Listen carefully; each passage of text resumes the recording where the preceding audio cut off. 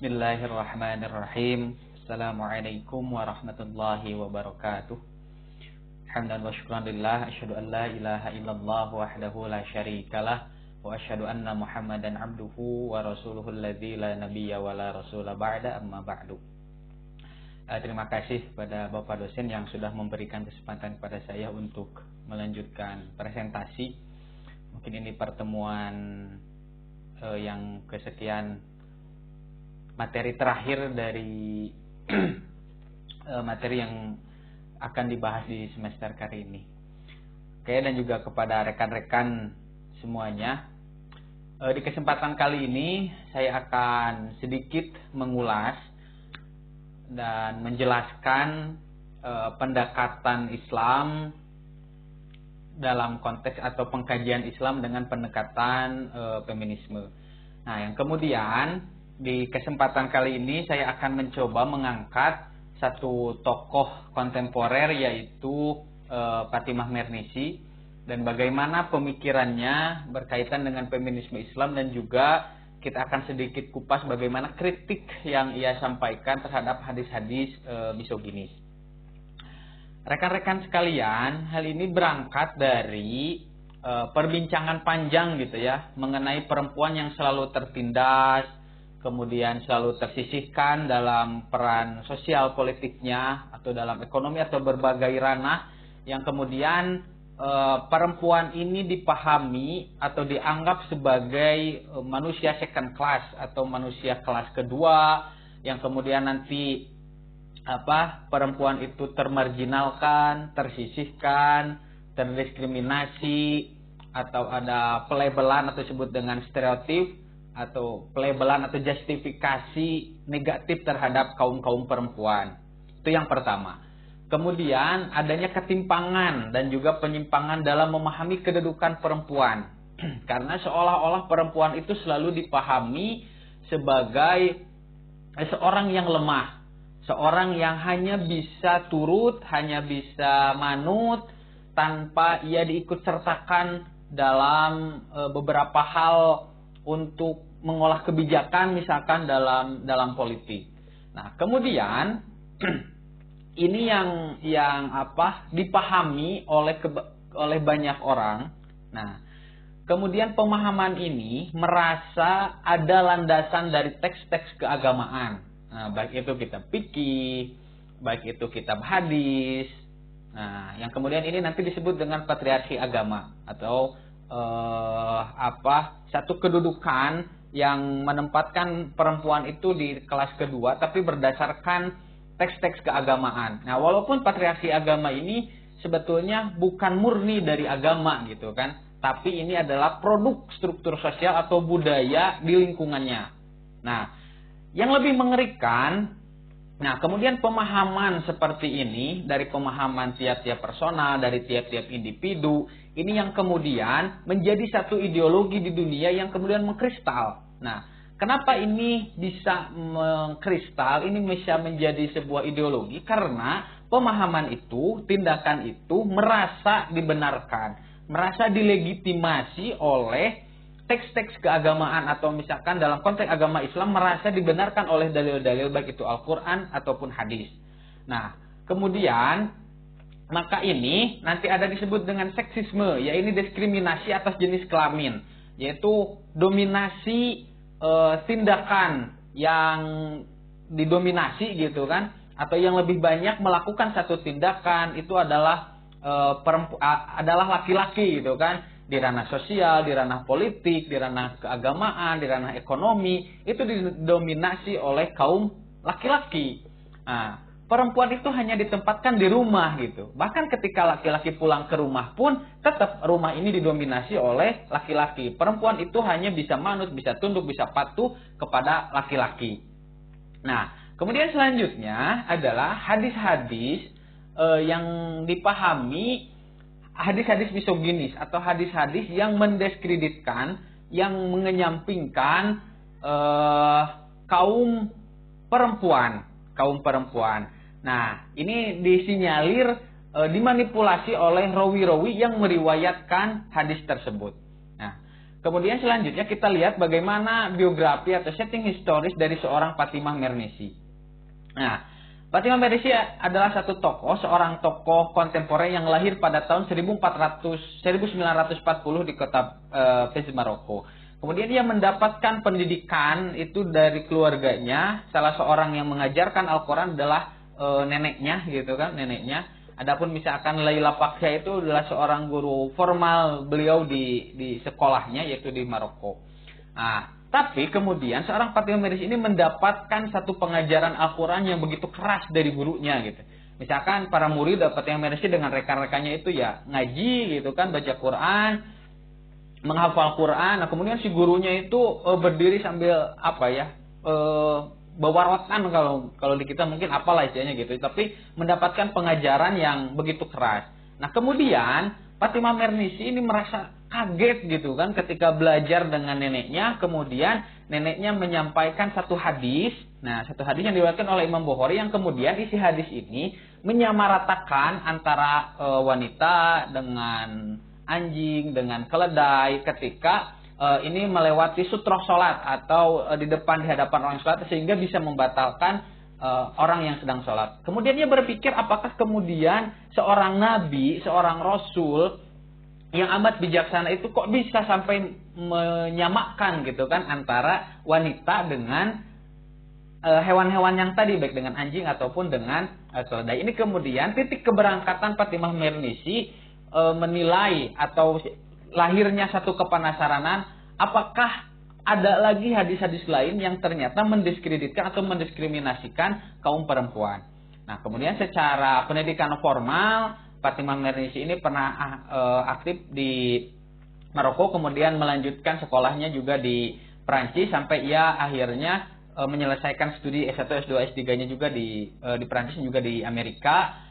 Dan mendapatkan gelar profesor di bidang sosiologi, kan gitu, di bidang sosiologi. Nah, kemudian pernah aktif juga mengajar di beberapa universitas sehingga ia menjadi profesor tamu, kemudian peneliti senior dan lain sebagainya. Nah, karena titik keberangkatan ia adalah seorang profesor di bidang sosiologi, tentu ia selalu mengaitkan hadis ini dengan konteks sosiologis. Nah, yang mana pertama tentang pemikiran Fatimah Mernissi ini bahwa menurut beliau hadis-hadis Rasulullah itu mengandung spirit keadilan yang mutlak bagi semua orang Islam, tidak melihat gender atau tidak melihat jenis kelamin, baik itu laki-laki ataupun perempuan, harus memiliki spirit keadilan yang sama. Karena berdasarkan kan pada hadis yang sama, yang sumbernya sama dari Rasulullah, maka tentunya hadis-hadis ini mengandung spirit yang sama gitu kan, tanpa membeda-bedakan antara laki-laki dan perempuan, tanpa mengunggulkan laki-laki dan mendiskreditkan perempuan.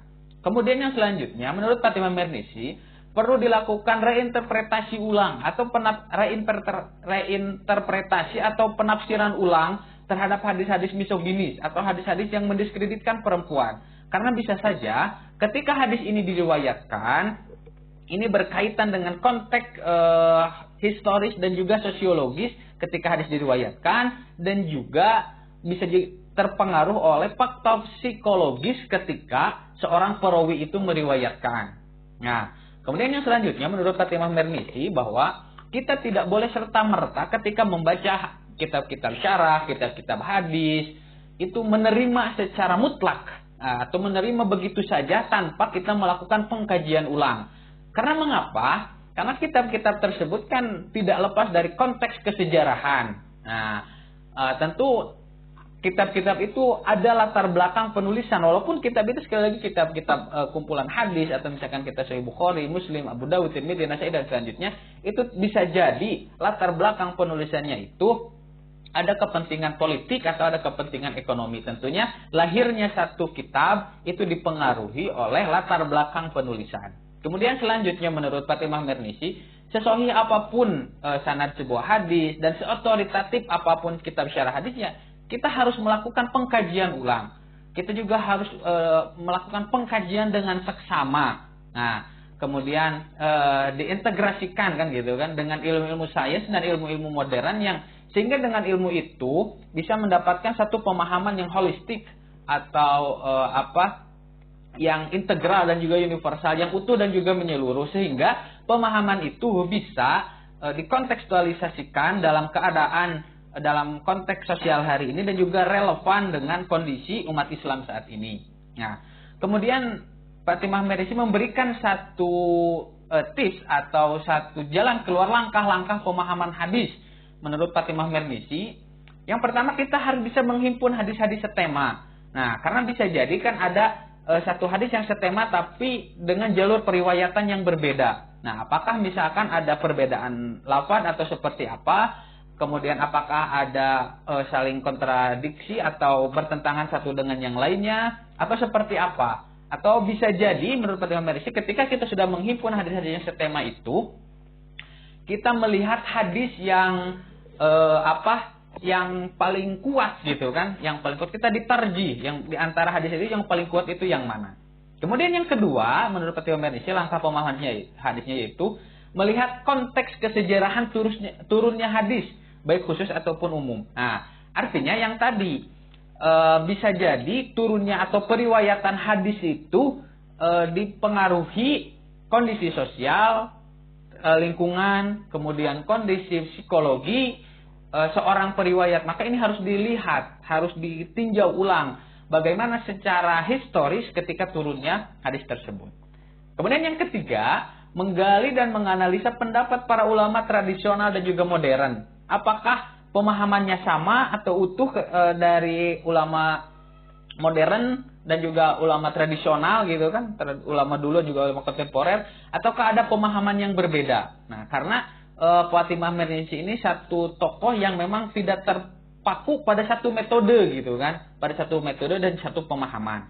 Nah, kemudian pendekatan yang ia gunakan dalam memahami hadis adalah psikohistoris. Nah, atau yang tadi sudah dijelaskan bagaimana kita bisa melihat secara psikologi seorang rawi ketika meriwayatkan hadis, dan juga secara historis kita bisa melihat bagaimana kondisi sosiologi antropologi di lingkungan lingkungan ketika hadis itu diriwayatkan. Ya. Rekan-rekan sekalian, selanjutnya feminisme Islam dalam pandangan Fatimah Merisi. Yang pertama, bahwa gerakan feminis itu lahir karena timbulnya atau karena adanya ketidakadilan di masyarakat dalam memperlakukan perempuan.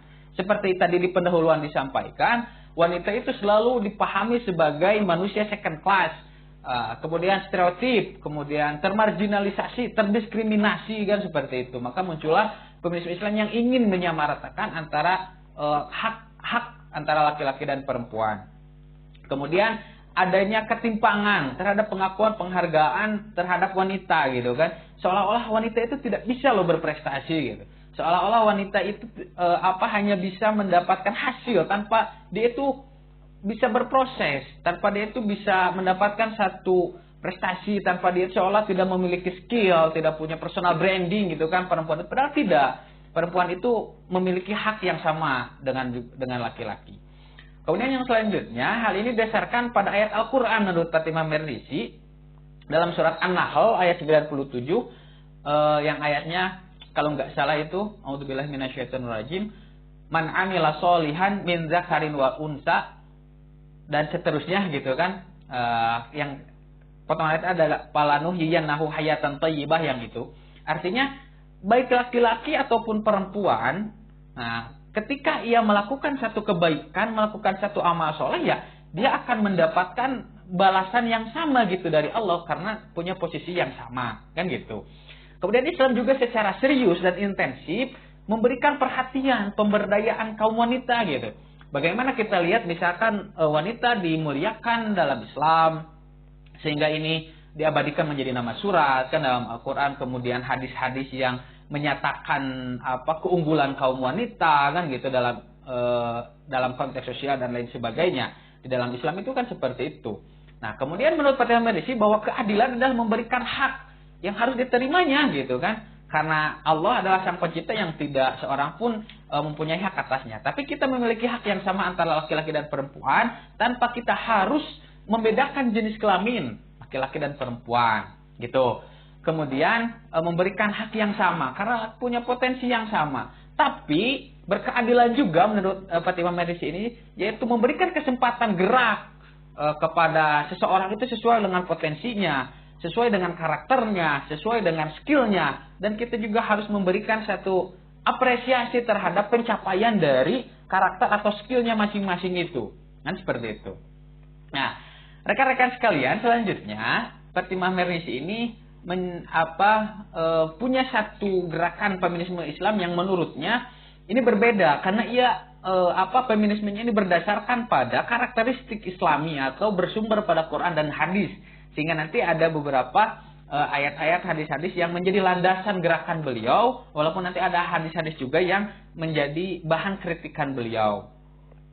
Nah, kemudian selanjutnya menurut dia adalah feminisme Islam ini bertujuan positif gitu, karena berusaha mewujudkan satu tatanan masyarakat yang berkeadilan, baik laki-laki ataupun perempuan, dalam bidang kehidupan sosial kemasyarakatan, keagamaan, politik dan lain sebagainya. Ingin ada satu keadilan dan penyamaan hak gitu kan, atau penyamaan sikap antara laki-laki dan perempuan. Kemudian menurut Fatimah Mernissi, kaum laki-laki itu selalu menduduki posisi yang dominan gitu kan.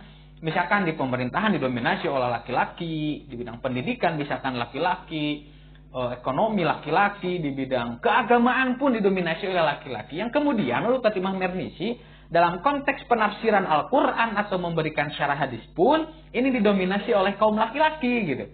Perempuan itu hanya bisa menerima hasil dari penafsiran laki-laki itu. Nah, karena latar belakang ini, karena dominasi laki-laki ketika menafsirkan Al-Quran ini, yang kemudian menurut Fatimah Mernissi ada hadis-hadis atau ayat-ayat yang mendiskreditkan perempuan, mohon maaf. Karena ya si penafsir atau si pensyarahnya juga laki-laki gitu loh. Nah, padahal menurut Fatimah Mernissi pergerakannya ini didasari oleh keyakinan bahwa agama Islam itu yang dikaruniakan oleh Allah kepada kita, kepada umatnya itu memberikan satu semangat yang sama, memberikan satu posisi yang sama, memiliki satu kita akan mendapatkan satu reward yang sama dari Allah ketika kita melakukan kebaikan gitu. Nah, kemudian ia juga berdasarkan pada contoh atau pada sikap pribadi Nabi Muhammad SAW yang memberikan contoh gitu kan, ketika menyebarkan Islam ini gitu. Karena Nabi Muhammad ini tidak mungkin menyimpang dari Al-Quran dan hadis, sedangkan Rasulullah ini tidak pernah mendiskreditkan atau mendiskriminasikan kaum perempuan. Kemudian selanjutnya, bagaimana kritik Fatimah Mernissi terhadap hadis-hadis misoginis? Nah, istilah misoginis ini dilekatkan pada hadis Quran yang secara prinsip berbeda. Bagaimana prinsip Al-Quran dan hadis? Yang pertama, kesetaraan laki-laki dan perempuan sebagai hamba Allah tadi kan, kita akan mendapatkan reward yang sama ketika melakukan satu kebaikan, dan juga kita akan mendapatkan punishment yang sama ketika kita melakukan satu tindakan kesalahan, baik itu laki-laki ataupun perempuan.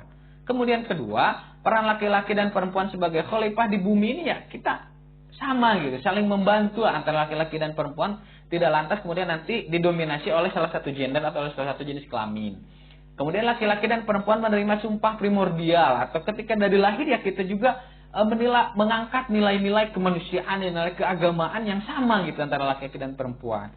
Kemudian laki-laki dan perempuan berperan dalam drama kosmis, atau misalkan dalam konteks misalkan Nabi Adam pada saat itu kan memiliki peran, berbagi peran antara laki-laki dengan perempuan. Kemudian laki-laki dan perempuan memiliki peluang yang sama untuk berprestasi tadi. Ya, kita akan mendapatkan reward ketika berprestasi, mendapat punishment ketika kita melakukan hal yang salah kan, seperti itu.